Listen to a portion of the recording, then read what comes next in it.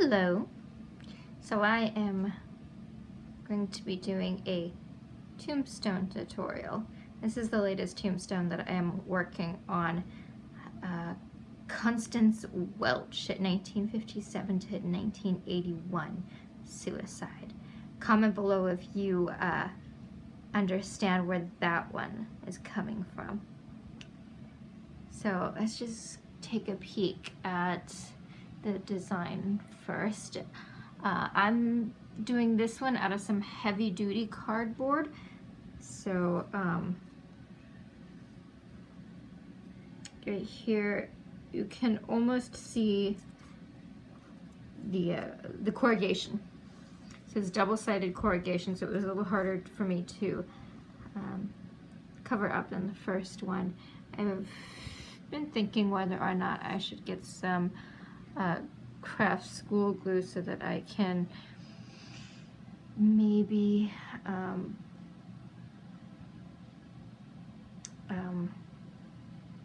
what do you call it when you put that watered down glue on the paper, like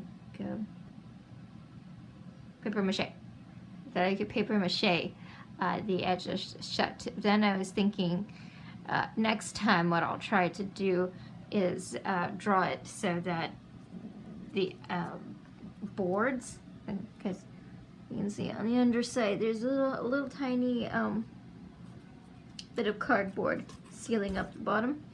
So I'll try to get that to fit on the inside so that the seams are on the underside and on the actual side part here instead of the other way around, because then if you look at here you can see no seams. Except for this one right here, which is the way that the box was constructed. It's a haunted ghost. Yes, sir. Free plug for nuts.com. And then I tried to freehand some wings, kind of like how I freehand the cross design. And I didn't like it, so I ended up printing some wings off of the computer and just putting the hot glue on top of it. Now this isn't normal hot glue. This is a low string type of hot glue. And when I was using it at first, you know, there's a couple of strings that come off of it, so I was thinking, like, oh, what the heck are you talking about? No, low string. But then down here, while I was putting the letters on it, I mean, I've already cleaned it up so you can't really tell, but there were strings going everywhere. It was like Halloween cobwebs going on over here, and I do not need cobwebs on this yet. So you can also tell you really don't need to worry about the color under there on the cardboard just yet. I'm not sure if this is going to come out, the texture on this tape. But I used the whole box for the bottom, so that's why it looks like that. Possibly I could have put it on its side so that the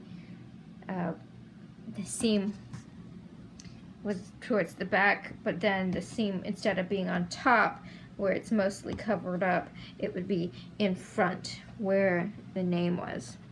So it's one of those tiered tombstones. So in the inside, because a lot of people, when they make tombstones, they make them from foam, and I'm not saying that I'm not going to make them out of foam ever. I just want to wait until I run out of boxes. But when they make them out of foam, they have to put dowels several inches tall on either side inside the foam, so that they can really wedge them in deep into the lawn so they don't blow away. So instead of using dowels, since I have boxes and I can fill them up, I've been filling them up with yard dirt, because I have a pretty good amount of that because I'm expanding the garden, and I'm removing some of the dirt where I'm digging up the new beds. Up here, I think I'm only going to make one crack up here, as And I'll probably expand this before I start anything else, because there's just one little part right here where the cardboard is really severely blemished, and that's one thing that you can think about doing if you're going to make these things out of cardboard. Anywhere there's a ding, a natural ding, a natural bend. Here's a ding, for instance, like, you know, here, or there was a good one down here. Then you can camouflage those pieces with either cracks or moss. I'm showing you the moss too. So what I did to create the cross, first I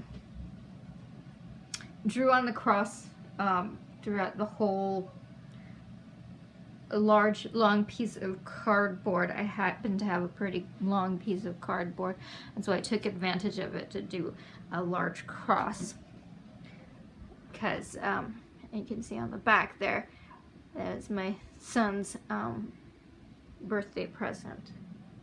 One of those long ride-along cars, and it was still actually a little bit longer than this, the box, but I maxed out the width to make the cross. And then on the, where did I put it? Here, let's see if you can, I'm gonna get up on the bed, see if you can see the top of it and how I put the two sides together. So there's one side here for the cross, and I knew this was going to be on the back, so that's why I put the actual photograph of the car on that side. And then the one that came out better, I used and made an extra 3 inches to flap it over and connect that with the extra 3 inches, if you can see in there, on this that was also flapped over this way. So you've got a full cross, or any other shape that you want to make, and then you've got a flap. Here I did it on the top because it happened to be square, but most of the time you'll be doing it on the bottom because that's where your square part is going to be. And then in order to cover up the sides, I started from the bottom and made these large pieces here first to cover up the 2 sides. And once that was covered, I actually grabbed 2 more pieces of cardboard, 3 inches, so a little bit shorter than this, and made an X out of it. If you get the idea, like taking one piece of cardboard, cutting a notch in it, taking the other piece of cardboard, cutting another notch in it, and then wedging them together so you get an X.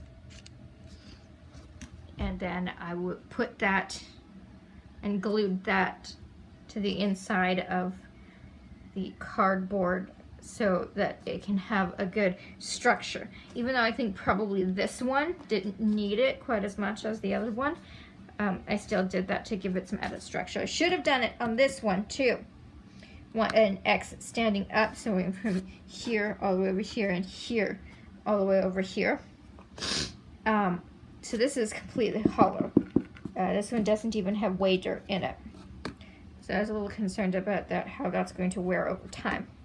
I should have put an X in this one. This one's sturdy enough, I think, that it didn't need a reinforcing X, but this one has most of my fill dirt in it. And then after it was filled with some fill dirt, just enough to get a decent weight, not all the way full, just enough, probably maybe right here, because dirt is pretty heavy. And then I just kept going around in circles, getting more cardboard. I'll actually rip up a larger piece of cardboard first, then trace how much I need, and then cut it out, because I had been trying to measure with the perfect sized piece of cardboard I need, and it never really worked out. So that's 1, 2, this is part of the original cross over here. 3, 4, 5, 6, 7. So 7 additional pieces of cardboard in order to seal the cross up. And then 2 more regular boxes to create the bottom part. Let's clean up that little bit of webbing right there. And then I also put in a line of glue along all of the seams, because when I put all of them together the first time, they would wobble really bad when I moved them. So now there's no wobbling going on. They're all really secure. So first I just did a crazy amount of hot glue under them, smooshed it on, crazy amount of hot glue under this, smooshed it on, and then sort of like almost like a caulking on the side. If I have to do something like this again, I'm definitely gonna actually do real caulking gun, because as you can see with this, it took a lot of glue to do this, and it's still not perfect. You can still see pieces that are, you know, too much, pieces that are too little, pieces that have string coming out of them. But for my second tombstone, I don't think it's half bad. And the next part, the next phase of operation is gonna be to put some texture on it. And this is what I am using for texture. Where is it? Here we go. Should have had that ready, I'm sorry. Wall texture. The first one, what did I do for the first one? I think I did a fine and a heavy. So this time I think I'll try fine and then top it off with a little bit of medium. We got this one. I didn't buy anything specifically for the tombstones except for paint. So this we got for a project that we were doing in the house, and we had quite a bit left over. So I'll be using this to put texture on all of my tombstones. I would suggest doing this outside, but I'm gonna be stupid and just do it against this plain wall, because this stuff gets everywhere. I did it on my kitchen table the first time, and the cleanup was horrible. But it's like 100 degrees outside, and I don't want to go out there. In the sun, at least. So I will show you a pic after the texture is on.